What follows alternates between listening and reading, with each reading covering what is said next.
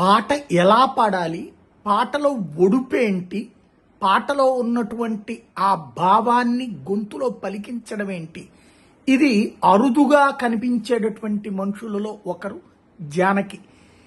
జానకి గారు 88 సంవత్సరాలు, మహాగాయనిమణి. మైసూరులో తాజాగా గుండెపోటుతో మరణించడం సంగీత లోకానికి తీరనటువంటి లోటు అని చెప్పాలి. తెలుగు చలనచిత్ర శ్రేణిలో ఆణిముత్యాల లాంటి పాటలు, దాదాపుగా 50,000కి పైగా పాటలు పాడినటువంటి మహాగాయత్రి ఆవిడ.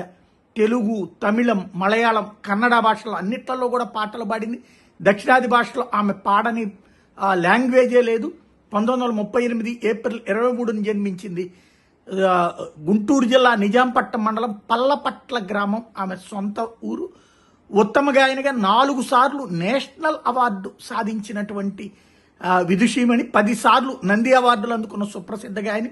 తొలితరంలో ఉన్నటువంటి ఘంటసాల గారితో కలిపి గొంతు కలిపింది. అప్పటి నుండి బాలు గారి దాకా అందరితోనూ పాటలు పాడినటువంటి ఒక మహాశక్తివంతురాలైనటువంటిది. చిన్నపిల్లల గొంతుతో కూడా పాడగలగటం అన్నటువంటిది ఆమెలో ఉన్నటువంటి స్పెషాలిటీ. పెద్దవాళ్లతో ఆవిడ పాడేటటువంటి పాటలోని ఆర్ద్రత ప్రతి ఒక్కళ్ళ గుండెని టచ్ చేస్తుంది.